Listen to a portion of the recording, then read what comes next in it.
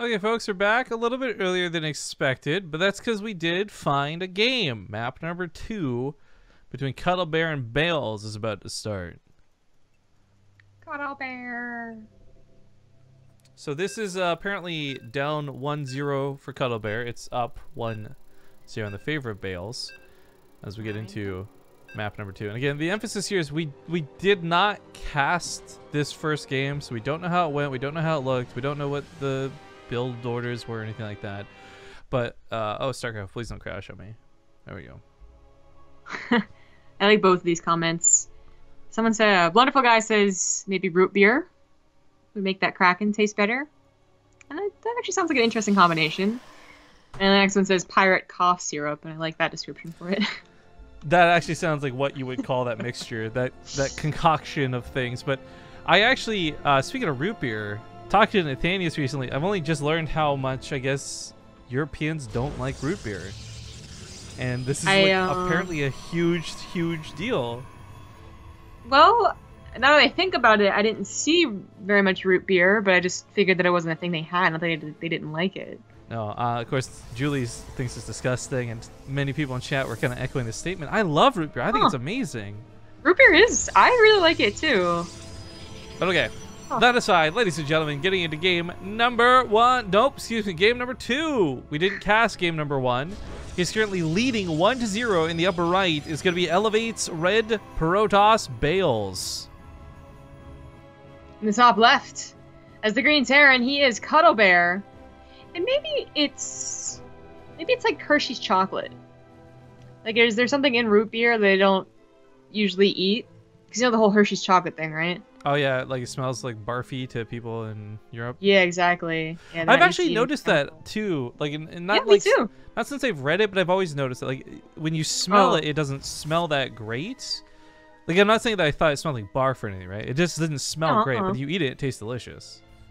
Well, they say even the taste is like pretty bad too. On the hot scale, I'm a 10, baby. To that. Sorry, I couldn't hear you over yourself. What? I think it tastes. Or what was I trying to say? I think there wasn't any difference between the smell and the taste for the Europeans. I think like both tasted and smelled like vomit. But I was gonna say I did experience kind of the European experience, and I don't know why. Maybe it was because I'd been in Korea and hadn't just had chocolate in a long time or something, but I came back and they had Hershey's chocolate, my family, and I ate it and I was like, I can totally taste like that vomity taste that everyone talks about. So I wasn't eating it for like a month, and then I got used to it again, and now I can eat Hershey's chocolate again. So by the way, while this goes on, first off, thank you, Tom. We'll get to that in a moment. Cuddlebear playing very similar to the way we've actually seen Beyond open up versus Protoss and a lot of these bigger maps. So the faster CC comes down, really quick 3 racks. I guess like this is like Beyond a couple months ago, I should say, because Beyond nowadays ends up incorporating gas and a reactor into this instead of just pure barracks. But the point is, this is a lot of production, and this can actually be really abusive and punishing to a Protoss player who plays anything except, well, kind of almost all in. So we'll see. I don't know what that first game looked like. All I know is that it was apparently 25 minutes long. Whoa. Oh, okay. So I guess that means they're evenly matched, or someone was very, very stubborn. Yeah, both? Why not? Anyways, Tom donates another $10. And again, this is just getting forwarded to the giant fundraiser. So says, Rifkin, you need to get something to mix with that. I actually really wish I did have something to mix with this. It would make it a lot easier to like sip a rum and coke throughout the course of a cast instead of taking these nasty-ass punch-in-the-face shots. When I move, and I finally got a move date scheduled about 2 weekends from now. When I move in, what's nice is I am close to things. So actually, like, if we were in the middle of a game, I could give Zombie up the camera control. I could take the elevator downstairs, walk 3 minutes, and actually pick something up, like Subway, for example, and then come home before the game was over. If I wanted to do that right now, it would take me 25 minutes. Feels bad, man. It's bad. Gotta move to Korea. Let's pick a bottle of soju. I'm actually really excited for this new place. There's one downside though to it I've not enjoyed.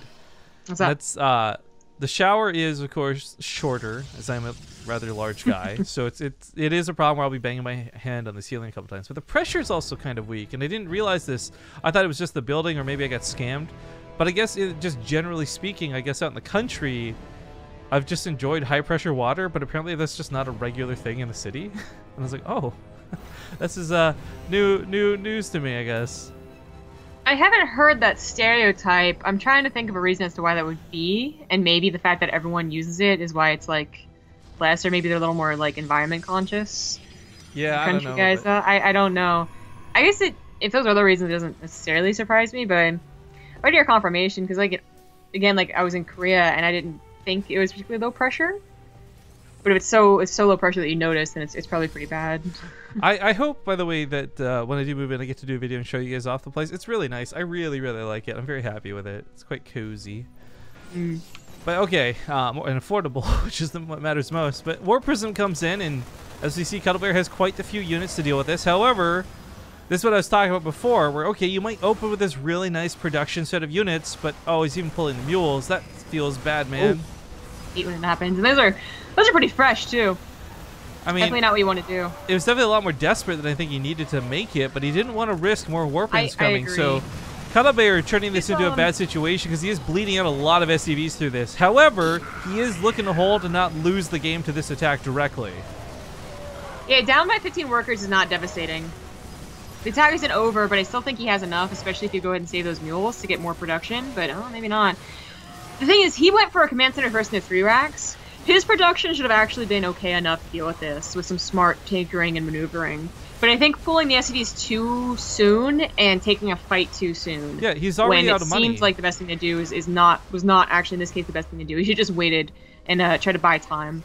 Yeah, I mean, he would have lost the depot or the reactor the same way he's about to, but the difference is he would have had a few more units to work with.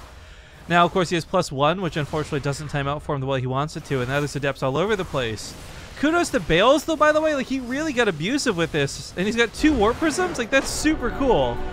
But Cuddlebear, unfortunately, will fall 0-2 and go down to the loser's brackets.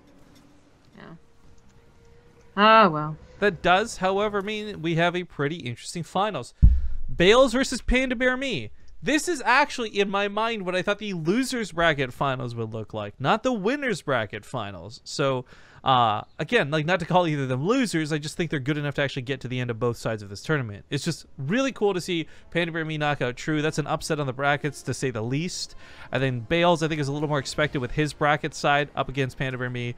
We'll see how this PVZ looks for this grand finals, but the players are going to need a few minutes to veto. And we'll need a few moments here, I guess, to wait for them. So just going to slap you guys with a commercial break. If you watch it, great. If you don't, sit tight. Either way, we'll be back in 2 minutes. But before we do, once again, got to urge you guys, if you're tuning in from the United States, to check out bttv.ting.com. If for no other reason than to claim that $25, but definitely check them out. I think their service is awesome. We've only had a good experience using them ourselves. And, of course, Jesse is a StarCraft fan. Actually...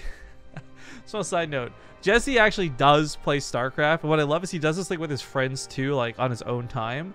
So I will regularly log in and like play WoW or something, and I'll see Jesse on StarCraft on my friends list like all the time. So that passion. Anyways, a small commercial break. I'll see you guys soon.